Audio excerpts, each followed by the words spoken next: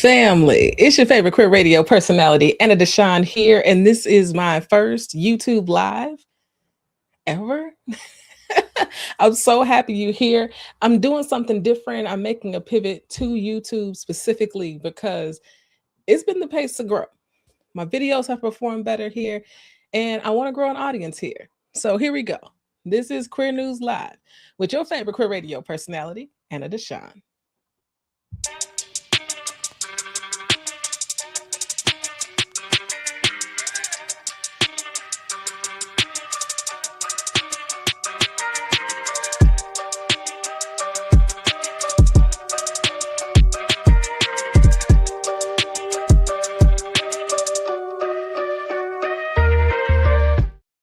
That's right. Now, Queer News is your favorite weekly news pod where race and sexuality meet politics, culture, and entertainment. It's your number one stop for queer news done right, only on E3 Radio. And this week on the Queer News podcast, which literally dropped this morning, the top news story is about New York making queer history, appointing Taylor Brown as the first trans woman to ever lead any city office in New York City. Now, we also talk about this week St. Petersburg, Florida. Now, you all know that DeSantis has been rolling back and removing all the rainbow crosswalks, child, because they cause such danger. All right. But St. Petersburg got creative and they decided to light the sky with rainbows. I'm going to actually show y'all the rainbow because I think it's absolutely beautiful.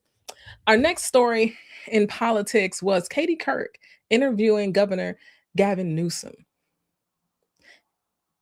There's a lot there. We're going to watch a long clip, okay? And then we're going to talk about it. I really want to hear what y'all think about this, okay? Now, in culture and entertainment, I talk about T.S. Madison because Maddie has a stalker, okay? And she had to put out a protective order against him. And so let's get caught up on what's going on with T.S. And then I'm excited to announce that LGBTQI+ Business Week is back this year, and they're actually having a informational on Wednesday. And I just wanted to uplift that because I've been a part of it since it started in 2022. It's a beautiful thing. It's now a 7-day situation. And so let's talk about that. And then Chicago-based nonprofit Sisters in Cinema celebrated their 2-year anniversary of the Media Arts Center right here on the South Side of Chicago in South Shore. And we want to uplift that, because the founder and CEO, Dr. Yvonne Welbon, is a Black lesbian who centers queer stories in her work. Yes, and it was just a beautiful time. So we're going to talk about those stories today. And if you in the chat, comment, say hi, what's going on? I'm going to be here for like an hour. And I hope this helps us to form a deeper relationship. Hey, y'all. I think I can type here and y'all see it. And I want to come back every Monday. I want to come back here every Monday and sort of give more of a recap of these stories and do it on YouTube and talk with y'all about them, because there's a lot of queer news going on, but all of it isn't awful. Yes, all of it isn't bad. And actually, this week we started with a great story coming out of New York City where they made history. Yeah. Now, let me play this clip. We are not only founding our city's first office for LGBTQIA+ affairs, we are also appointing our first director. This day was a long time coming. It took years of activism from community leaders who recognized how often queer New Yorkers fall through the cracks while attempting to access our city's social services. Yeah, so he had this press conference at the Brooklyn Community Pride Center, which is actually located in Crown Heights, okay? And I think it's dope. He wasn't in Manhattan, okay? He was in Brooklyn, and the press was there. Everybody seemed to be there for this executive order signing. Now, he was signing an executive order to institute an office of LGBTQ+ affairs. The city of New York has never had one, which is so wild to believe, but alas, right? Chicago never had one until 2 months ago. And so what I think is really dope about this, and I am from Chicago, okay? And all great things start in Chicago and then the rest of the country follows, okay? What is really dope is that the person appointed here in Chicago, Antonio King, was the first in the country appointed to an executive level position. There are directors of LGBTQ affairs across the country. Absolutely. And there are people who have offices. Yes. But they aren't in executive level positions within city government, meaning Antonio reports to the deputy, like the deputy mayor, who reports directly to the mayor. There isn't a boss, another boss, another boss, right? There isn't a ladder. He's right up there with him. And now the same can be said for New York City. Taylor Brown is in an executive level position in city government, which I think is pretty cool. And Taylor is legit. Okay. She was working in the attorney general's office. She is a civil rights attorney. Okay. She's worked for the National LGBTQ plus task force. She's worked for Lambda Legal. She's worked for the ACLU. And let's be clear. If she was working where in the attorney general's office, that means she was working alongside the one and only Letitia James. And I think if you work next to Tish James, you are learning from one of the very best. Let me read you this quote that the attorney general shared. She said that in her time at the office of the attorney general, Taylor has been a tireless champion for fairness, dignity, and equal justice under the law. New Yorkers will be well served by her leadership, and I look forward to her continued service, ensuring every LGBTQ plus New Yorker is protected and celebrated. I want to play a little bit more of Mayor Mamdani's speech here so y'all can get a feel for everything that he had to say. Just a little bit. We are not only founding our city's first office for LGBTQIA plus affairs, we are also appointing our first director. This day was a long time coming.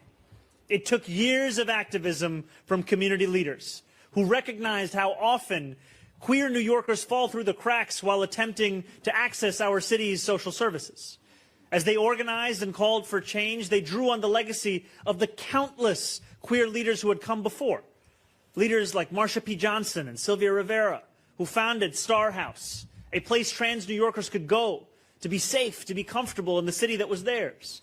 Today, as City Hall creates an office that dedicates itself to protecting the health, safety, and dignity of queer New Yorkers, it is only because of all those who have fought for the rights and support that they deserve.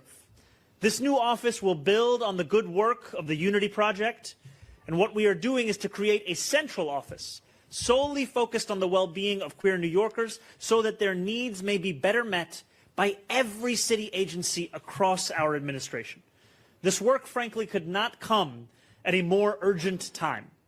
New York City is home to the largest number of queer people in our country. They face higher rates. Well, it is worthy of applause. It is. It is something that we are proud of. And yet we know that queer New Yorkers face higher rates of homelessness and job insecurity. They often have more trouble accessing quality health care and city services.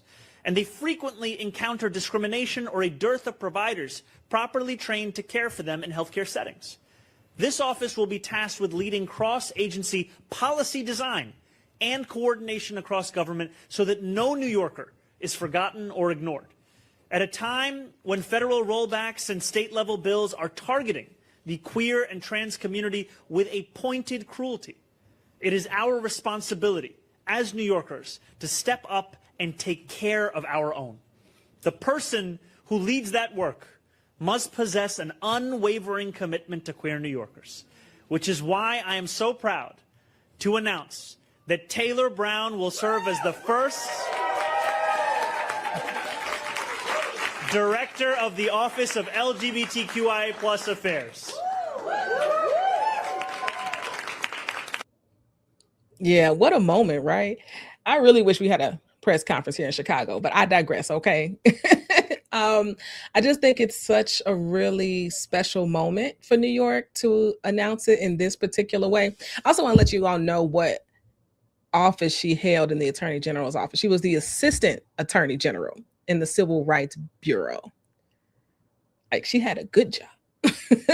Okay. And I want y'all to hear from Taylor now. Let's just hear from Taylor now. Let's hear what she had to say.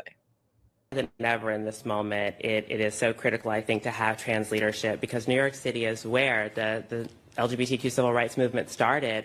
As Mayor Mamdani mentioned, Marsha P. Johnson, Sylvia Rivera, Lorena Borjas, all of these people are the people that I stand on the shoulders of, and the ability to lead this work and in their memory and to do amazing things for the people and especially the queer community of New York City. And again, I also just want to say too, these attacks will not be tolerated in New York City or New York State. They do not reflect our values. They do not reflect who we are as people. And so that is something that I want to make sure that we all understand, that this is not a culture war. We are not the enemy.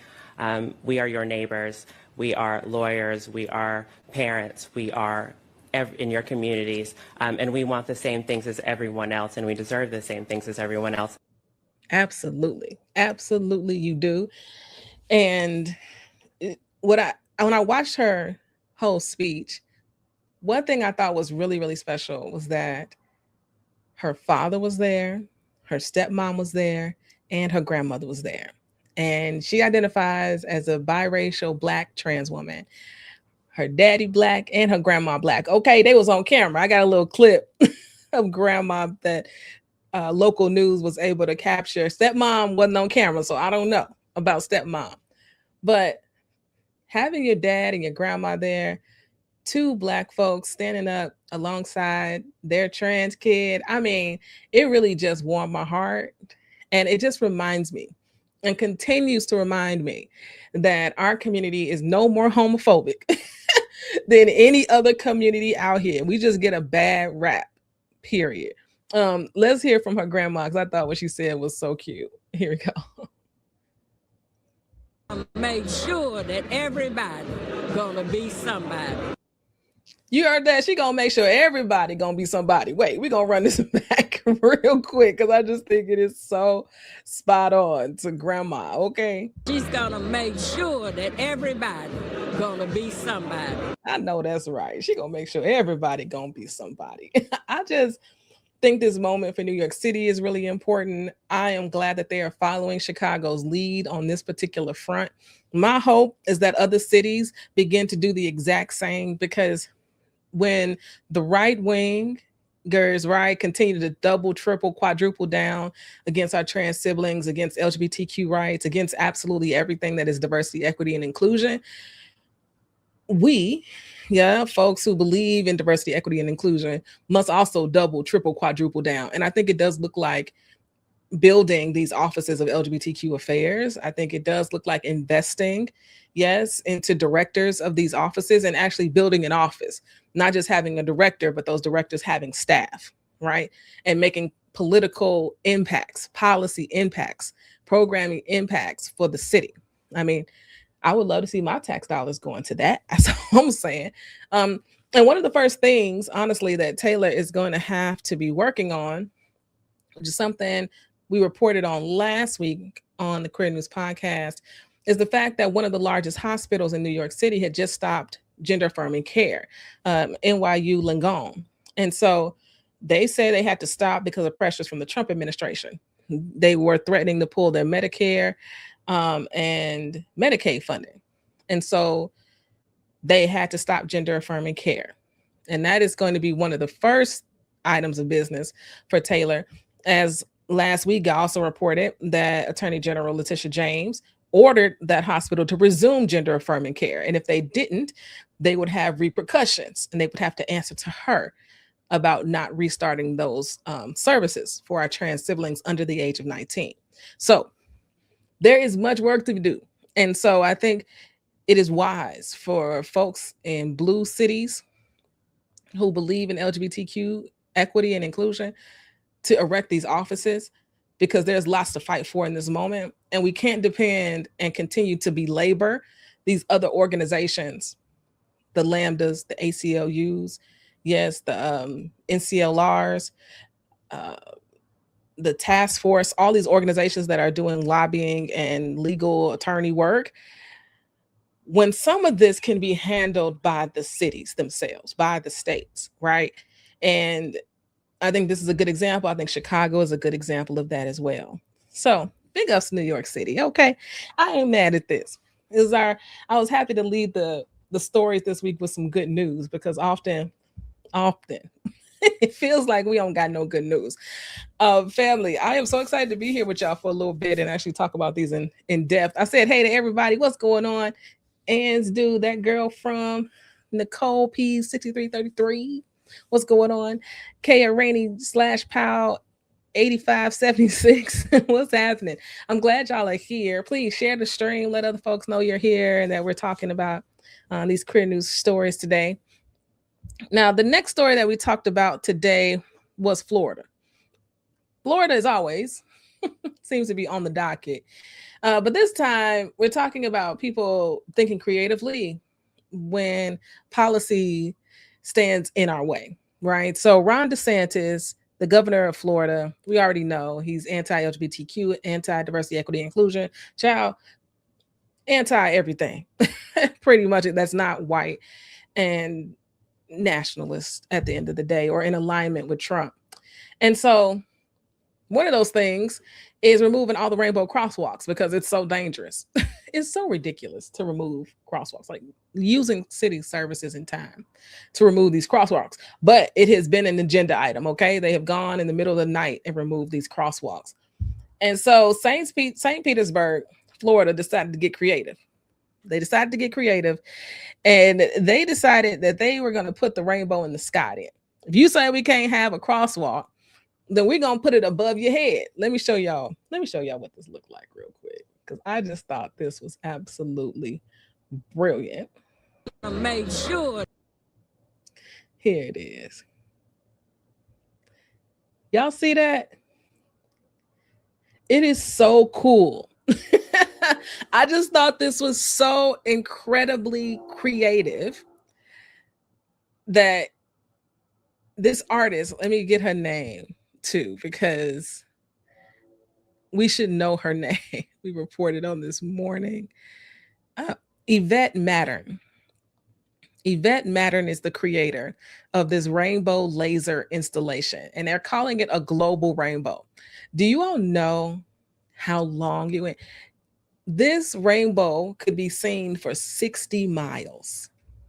60 miles. You could look up in the sky and see this rainbow. She said she is so proud to be able to do this where that rainbow crosswalk was taken away.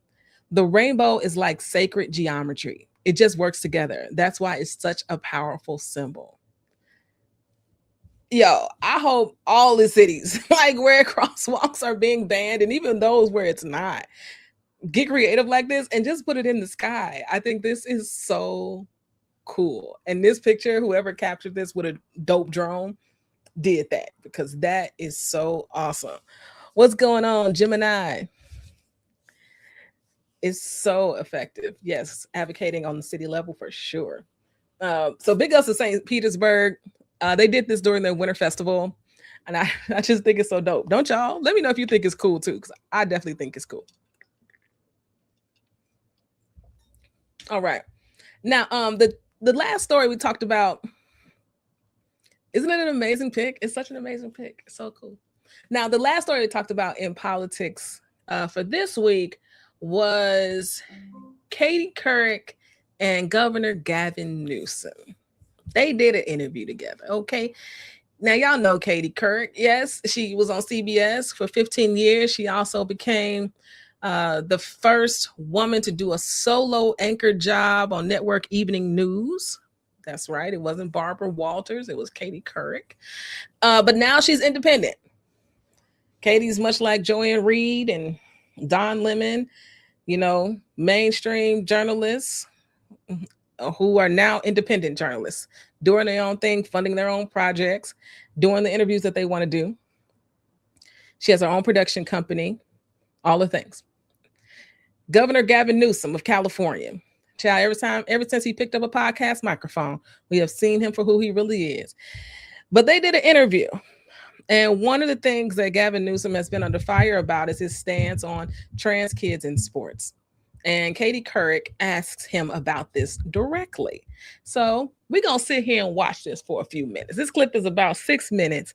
I played a much shorter clip on the actual podcast today in the interest of time, and just audio is a little bit different listening to 6 minutes of this is just a little much for the podcast. But I thought since we're going to be here for a little bit, I'm in no rush. Let's take some time to watch this whole segment play out. And then let's talk about it. Let's talk about trans kids in sports. Defended previous comments you've made that it is, quote, deeply unfair for trans athletes to compete in girls' sports. You've also asked your party to stop spending a disproportionate amount of time on pronouns and identity politics. Yeah, I get the criticism on that. And yet, at a time when the trans community is so under attack, talk about otherizing and scapegoating people.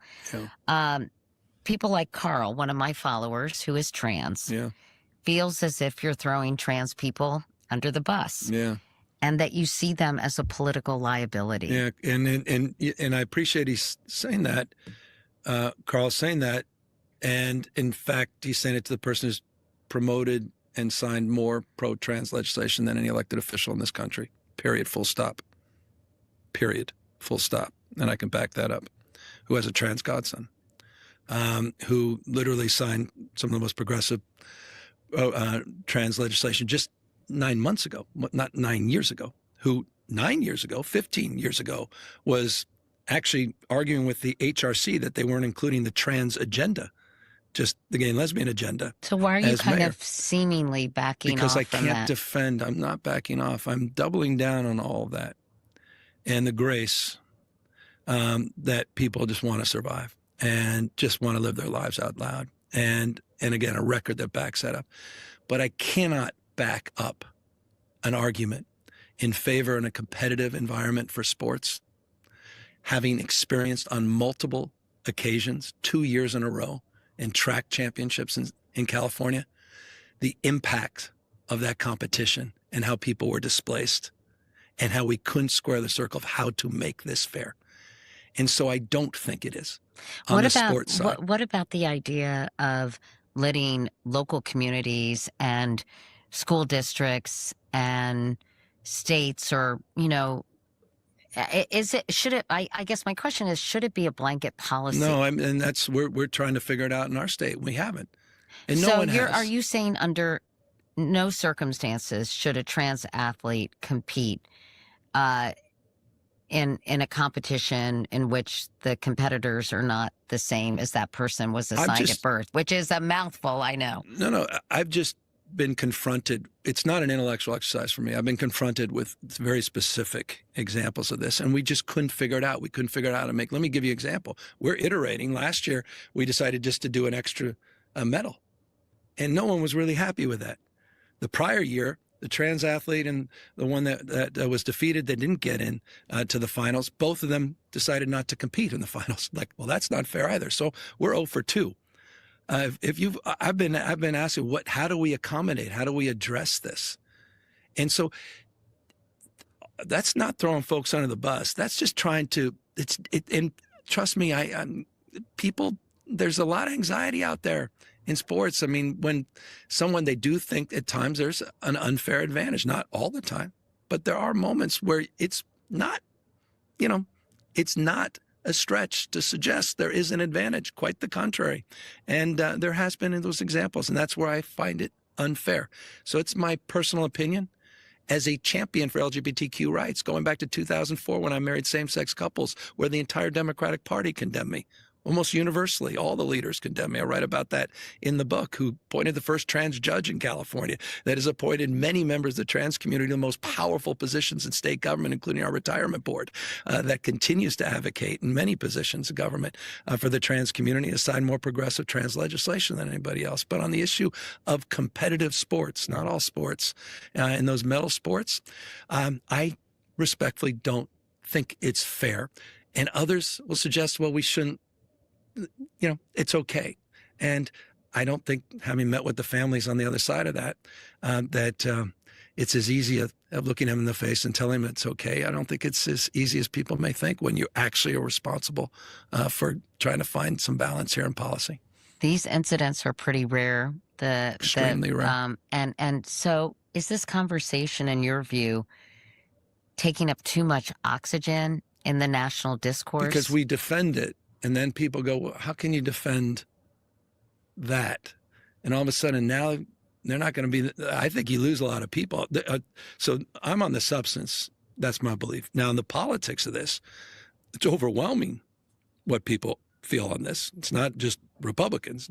Democrats and Republicans have strong opinions on this as well. A friend of mine said it's like 80-20. Yeah. And so now if you're unwilling to accept what you see with your own eyes, competitive disadvantage or advantage, then you may not have any, it's going to make it a little more difficult to get into all those other topics. But again, I completely submit, never has more focus been, attended to so few people. And it's disgraceful what these guys do. And it's disgraceful what they've done in the trans community. It's disgraceful what they're doing on this banning bench and what they're doing to all the 4,340 books last year, a year before, that they banned. That had medical care. Yeah, and the medical care, what's happening in this country, and that's disproportionately impacts California. That's been a leader in these spaces, and UCSF notably. And Trump's attack on this community is disgusting, but doesn't mean on every single topic that I agree. And that's the one area I disagree. And good people can disagree with me, but don't, with respect, that's not throwing the community under the bus. Quite the contrary. It's providing the grace where we can actually protect all those other rights, because they're coming after all the other rights. And we make it, I think, a little easier when we defend what is more and more difficult to defend, the more and more high-profile examples, like I've had experience with track meets in California. Let's talk about it. Okay, let's talk about what this California Governor Gavin Newsom got to say. I'm watching the comments. Yo, I'm with you. There's so much to be said in this 6-minute clip. Okay. Has he been a champion for LGBTQ rights? Absolutely, he has. His record will reflect that. There's no doubt about that. But this notion that trans kids can't participate in sports because there's an unfair advantage is just BS. It is just simply BS. And let me tell you why. Science, facts tell us that after you've been on hormone replacement therapy, HRT, for a certain amount of time, you truly don't have any type of advantage over anybody else. Literally, this has been the model that the Olympics has followed, that the NCAA has followed for not just a few years, not just a handful, over 20 years. This has been what the sports athletic communities have followed and understood to be true because the science tells us so. It's really simple, but we're living in Trump's America. And in Trump's America, science is not real. Only what he believes to be true is real. When in fact, when Gavin Newsom talks about when you're trying to talk to the kids' parents who didn't win, child, your response to them is that your kid just wasn't as good. Literally, sometimes your kid just isn't as good. It's not about an unfair advantage. It's not about this trans kid. It's really not. It's really not. Your kid just isn't as good as that trans kid. And I know that's hard. That's hard for parents to believe. That's hard for athletes to accept, because I understand. I'm a competitive person. I never wanted to lose. Okay. I never wanted to lose. But you also, at some point in your athletic career, understand that you are not always the best person on the floor. At some age, you always think you're going to be able to make it to be a pro. You know what I'm saying? But around 16, 17, you begin to understand there's a different level to this. That you're good, but you're not next level good. You know what I mean? And there's a DJ Merrow. I should have pulled his clip for this moment. DJ Merrow was on the Rolling Stone podcast recently, and he talked about this because Leah Thompson, the swimmer, he talked about that case and how the person that filed the grievance against Leah Thompson being able to compete in swimming came in 5th or 6th. And then she decided to file this grievance that she shouldn't have been competing against a trans swimmer. You came in 5th or 6th. You're a grifter. You weren't better than a whole lot of people that were competing that day, not just Leah, but it became such a huge case. And let me tell you why, because the right wing has an unlimited amount of money. They pay people to tell these stories. They pay people to champion their ideas. If you tell me you're going to give me a life-changing sum of money and I feel like I've been wronged, I'm on board. And that's literally how easy it has been. That's literally how easy it's been. Let me look at the comments, y'all. What's going on? This topic in particular really grinds my gears because it's one of these topics that people like to pretend is such a touchy subject, but it's not. It's really not. And then let's talk about the kids who never experienced puberty at all. We are living in a time, this generation in particular, where there are kids who are able, because of all the advocacy over the last 50 years, right, are able to have life-saving hormone replacement therapy before they even hit puberty. You telling me those kids have an advantage? Child, what y'all saying in this chat? Where is he doubling down? Exactly. He's not. He's just trying to get elected. He's a corporate Democrat. He absolutely is. Next stop. No mask cis Black female athletes. Exactly. So the conversation is beginning with our trans cis because they are the most vulnerable amongst us, because there are so few of them. And because the data shows us, GLAAD has done this report, that less than, I think, 15% or 10% of Americans actually know a trans person. So do you know how easy it is to demonize somebody you never know, you've never met, you've never even tried to understand? It is so easy. And we can see how easy it is because they do it every day. And the legislation proves it. And they're able to pass these bills. Let me see what else y'all talking about. Unfair advantage. Okay, no more LA Lakers taller than 6 feet. Exactly. Exactly. Is it unfair? I think the only sport that even comes close to being equitable when it comes to size and height is probably wrestling and boxing. Like, you got to weigh in at the same weight, right? In boxing and wrestling, you have to be the same weight. You know, all these other sports, it's a free-for-all. It is an absolute free-for-all. Despite all of the medical information, I can pull these up on the screen. Despite all the medical information that has been provided by medical experts that show that there are no advantages that translate to, absolutely, there is literally no advantage, y'all. I don't know how we continue to spread this message. I don't know how loud I can say it, but there really isn't.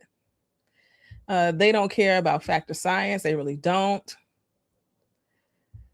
I could not talk to him, pointing his finger while saying that shit. I know he was real big. I almost used a picture of him where he was pointing his fingers all over the place. And I would respectfully like to say it.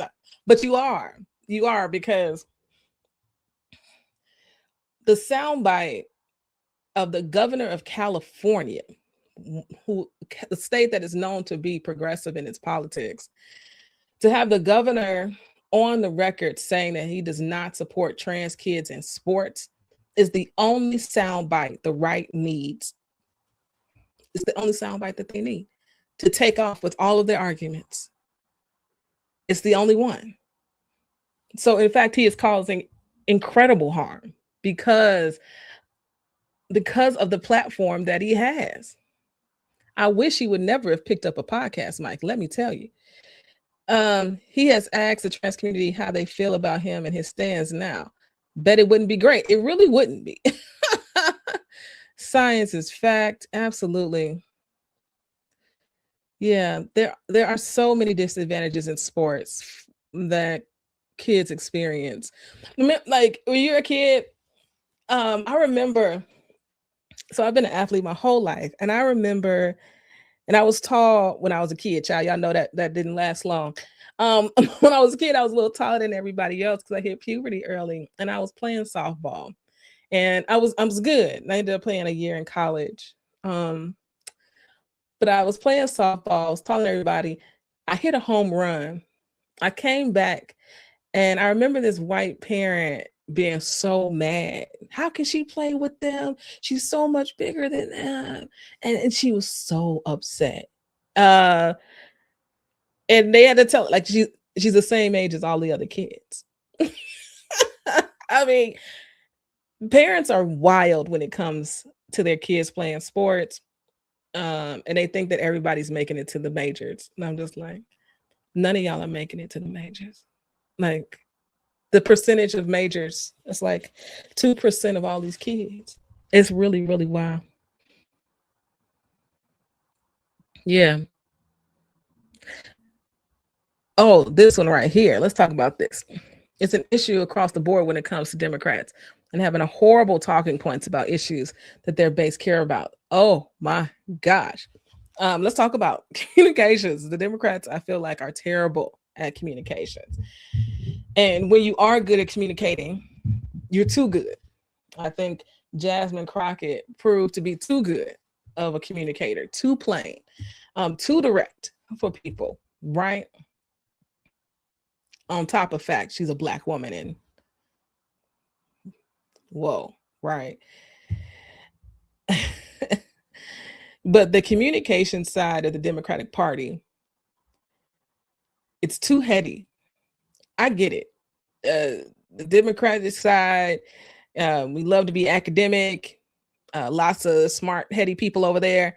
I get it.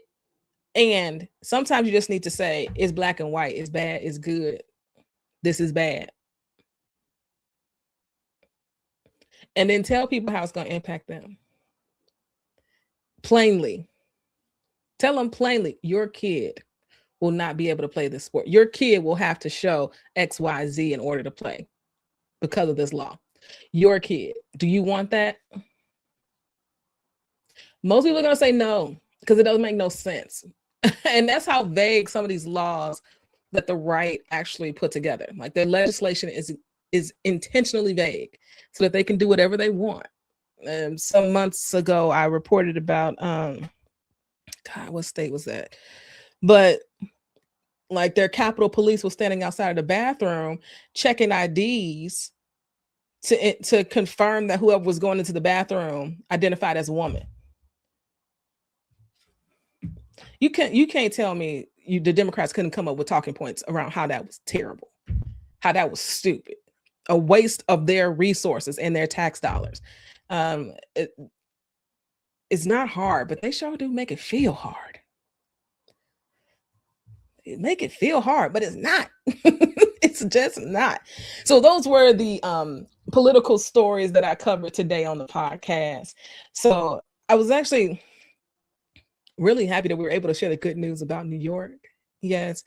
I was really inspired by the rainbow laser in St. Petersburg.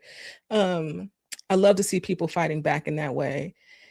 And this whole Gavin Newsom moment, I think it's important for us to be aware, because when he runs for president, because he will, he's absolutely going to be one of the front runners for president of the United States. It's important for us to know this, that his record will reflect a history of supporting the LGBTQ community.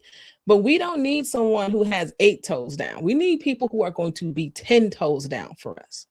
People who will not compromise in these positions. You want to know why? Because they aren't compromising. This is not the politics of the 1990s. This is not the politics of the early 2000s. This is not the time we're living in.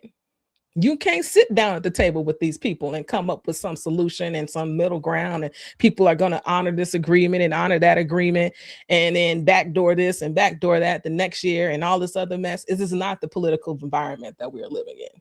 There is no compromising with them. So we cannot be a party of compromise. We need 10 toes down. You got an extra one? Throw that one in there too. You feel me? Yes. So those were our political stories for this week. Now let's get into some culture and entertainment.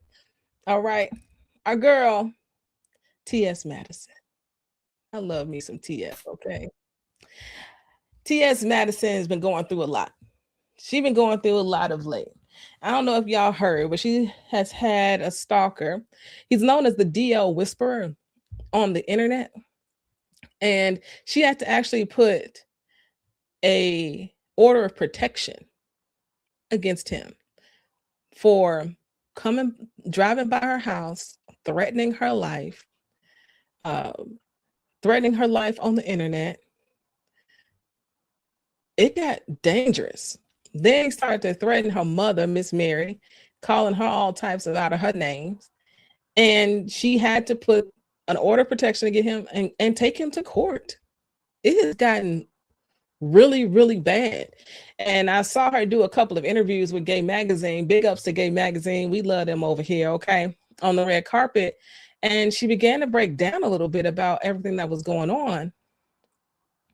And she really thanked them for their support and giving her a platform. And then I saw another video where she talked about going to court and feeling bad at first because he is a Black gay man. He's a young Black gay man who is in a lot of trouble, and that's just not what she wanted to see or do. But then he opened his mouth, misgendering her, calling her all types of names.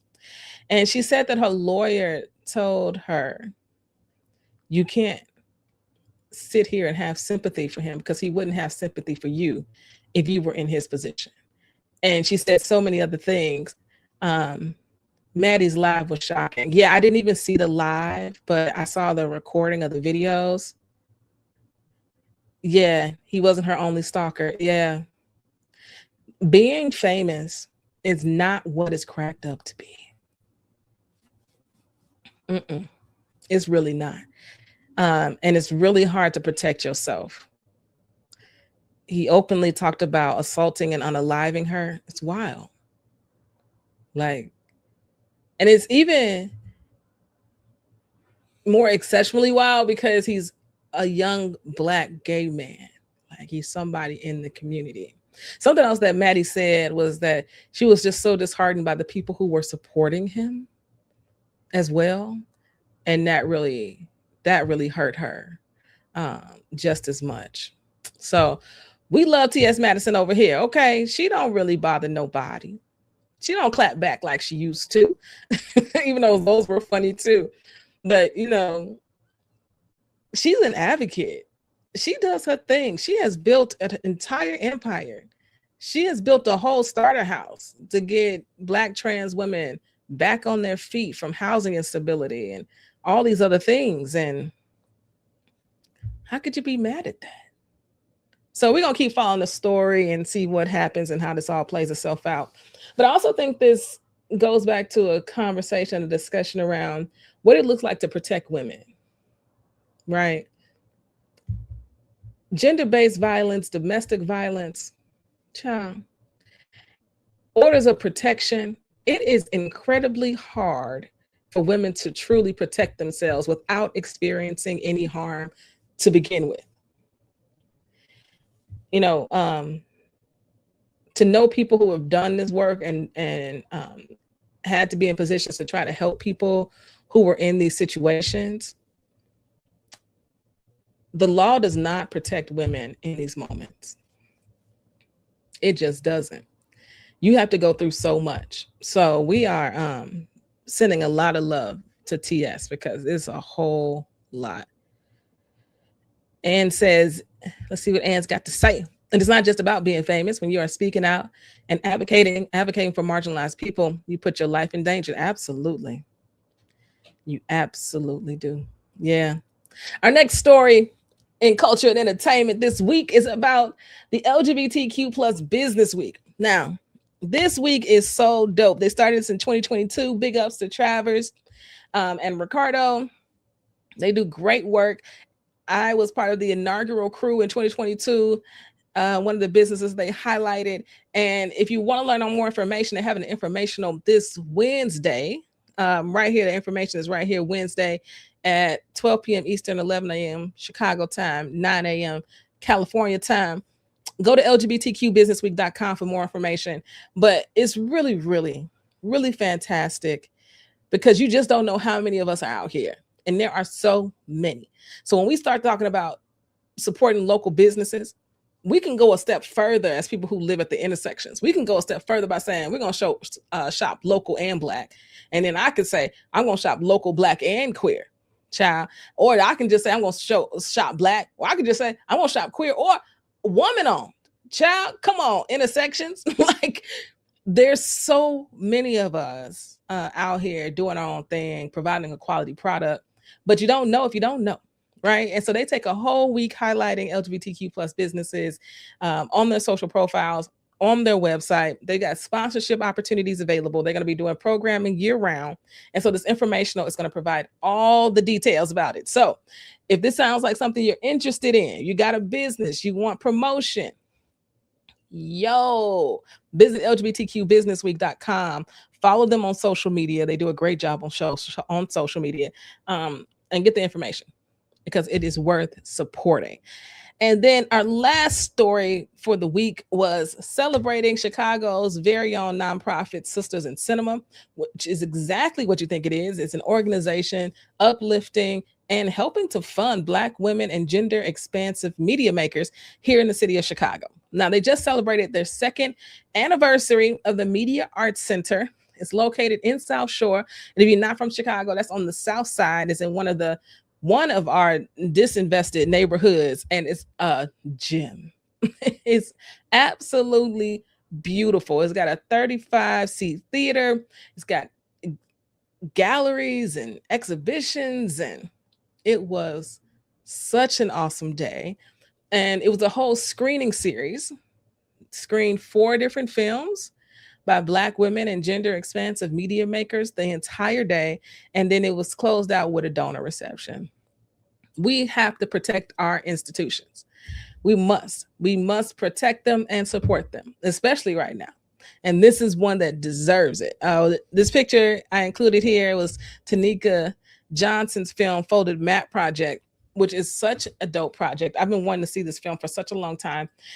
What she did was, and if you don't know, Chicago is one of the most segregated cities in the country. And so what she did was, as someone who grew up on the South Side in Inglewood, she took addresses on the South Side, paired them up with addresses on the North Side, which is predominantly white and affluent, compared those 2 properties to each other. She didn't just compare them by their worth. She actually talked to the homeowners of both those properties. She called them map twins, okay? And then she brought the map twins together in a conversation. This turned into a curriculum. She's now a MacArthur Genius Fellow. I mean, she's been doing big things. She's working on other projects right now, which she talked about in her talk back as well. But this is a really cool project. If you've never seen it, never heard of it, go Google it. It was really good. We also showed Dr. Yvonne Welbin's film Sisters in Cinema, who's the founder and CEO of Sisters in Cinema. We also showed Charlene Carruthers' film Plenum. And then we also showed, let me get it right, House Music, a cultural celebration, which was directed by Barbara Allen, which was dope because, Chicago is all house, and this film celebrated that. So if you want to support Sisters in Cinema, you should do it. Visit sistersincinema.org. I included a link in our show notes for this week as well, because I want people to know that Sisters in Cinema exists and that it's for us, and we ought to protect it and donate to it if we can and become a reoccurring donor. $5 a month equals $60 a year. You spent that the other day at dinner. I know you did because the drinks was $20 alone, and then you got a tip, and then there's taxes. Yep. So, this is one of those moments where I just always want us to be aware that there are organizations that could use our support. And if we can, we should. All right. I love your merch. Got a few items, great quality, and I love repping. Thank you so much, Patrick. I appreciate you. Thank you so much. Seriously. Okay. Family, this is my first live. How was it? Tell me. It actually, from my side, it wasn't hard to set up. I had the clips because I used them for the podcast this morning. Our associate producer pulls these images because we use them in our newsletter. So I just found myself repurposing this content. And I really enjoyed talking to y'all in the chat. My homie who does her lives on sports, she goes live like 5 or 6 times a week because she's doing the games live. But Did y'all enjoy this? I want to do this every Monday. This was great. Okay. All right. I definitely want to do this every Monday because the podcast drops on Mondays. And I feel like this is just a great time to recap, and all the stories are really, really fresh and still timely and accurate. Because the news moves so fast, child, especially if I'm talking about a bill. That bill could be one way on Monday and flipped upside down by Wednesday. But then I want to do another day. I'm thinking Thursday or Friday. I'm going to do the next one, though. This week is going to be on Friday at noon. I've already scheduled it.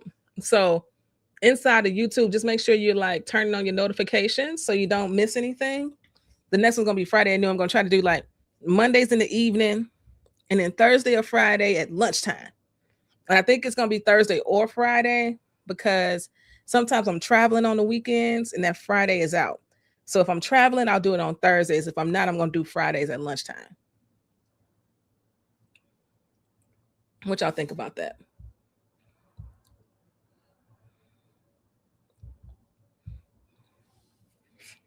All right. It's great. You'll tune in again. Yay. You loved it and awesome. Thank y'all. Okay. We're going to do this. We're going to do this. I literally had this epiphany this morning. I can tell y'all how to start it. And then I'll log off and make some dinner tonight. I had a meeting last week with a person who is starting a creator network. And they're only going to like leverage larger creators who have more listens and views and stuff like that, but they want to be able to support creators like me as well. And they recommended I watch some YouTubers. And the last 2 years, monetizing YouTube has been on my list of goals, but I have never put it as a number one priority. I've prioritized making shorts for TikTok or Reels on Instagram. And then YouTube is my last stop for uploading that same content, but they perform so well over here. And at the end of the day, YouTube has been the most consistent over time, the most consistent social platform, period. And also is when it comes to monetizing, it's been the most consistent once you can get to that point. And so my getting on YouTube has been a priority, but I never made it number one. And this morning, after that conversation last week, I said, what am I waiting on? At one point I was waiting on because I felt like I needed an editor.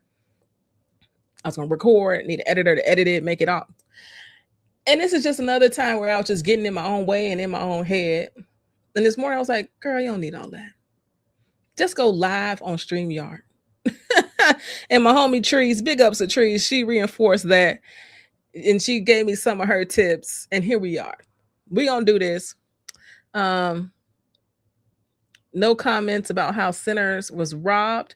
Sinners was robbed. I thought they won a lot. I did want him. I can't think of his name. I was hoping he was going to win supporting actor, but didn't Coogler and Michael B win? Did they not win for best? And then the woman won for best producer. Did they not win for best film? I like Thursday, but whatever day I'll be here. Thursday, yeah. Thursday might be the day. I'm addicted to new YouTube. Okay, cool. You're addicted to YouTube. So I also think a lot of people are on YouTube in general. I think a lot of people are on YouTube. And it's the second largest search engine because Google owns it. And because I'm doing news and it's timely, it makes sense. SEO, words, text, all those things to have a more consistent, prominent presence on YouTube in long form. No, it needs to be live so we can interact. Okay, cool. Thank you. I can't wait to listen to the pod and then watch this too. Yay. Thank you, Patrick. Okay. 4 out of 16. Delroy, that was his name. 4 out of 16. Child. I am so not surprised. They did not win for best film. Wild. I always think it's wild when the director wins, where like the leading actor wins. This case, the producer won. I don't know what the fourth category was, but then they don't win best picture. It's so mind-boggling to me when that type of thing happens, but the Oscars is notorious for that. I'm just glad they got their love at the Image Awards. They got their love at the other one that the actors do, the Actors Guild. Yeah, but I'm so not surprised. So not surprised. But what I do appreciate about the story overall is the journey that Kugler and Jordan have been on for like a decade, like over a decade. And I think that for me as a creator, having to remember that it's a journey, like what I want to happen yesterday might not happen for a couple of years, but the time in between was necessary, you know? And so there was a really lovely image somebody created about their journey. I think it was Creed to Wakanda, and there was something else in between, and then Sinners, and how they're just like each other's muses in so many ways. And it was a reminder for us to find our creative muses in this world. Issa Rae said it best. She said, everybody's always trying to network up when in fact you should be networking across, because the person up has already done everything that you're trying to do. And so they're not as hungry, but the person across from you is probably just as hungry as you are. You find the people who are just as hungry, looking to do the exact same thing that you're doing, looking to be on the same exact journey, and then you all grow together. And that was some of the best advice I ever heard her give, and she could not be more right about that. I want to have a viewing get together now. That movie was amazing. Yeah, it had a lot of blood. Sinners had so much blood, but it was good. I did enjoy it. And him playing both of those roles, absolutely brilliant. We need a Black queer movie. We do need a Black queer movie.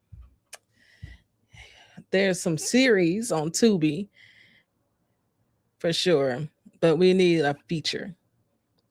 We need a feature. No lies told. All right, family, I'm going to log off. This was fun. And this was almost an hour. And didn't feel like it. I think I might like this.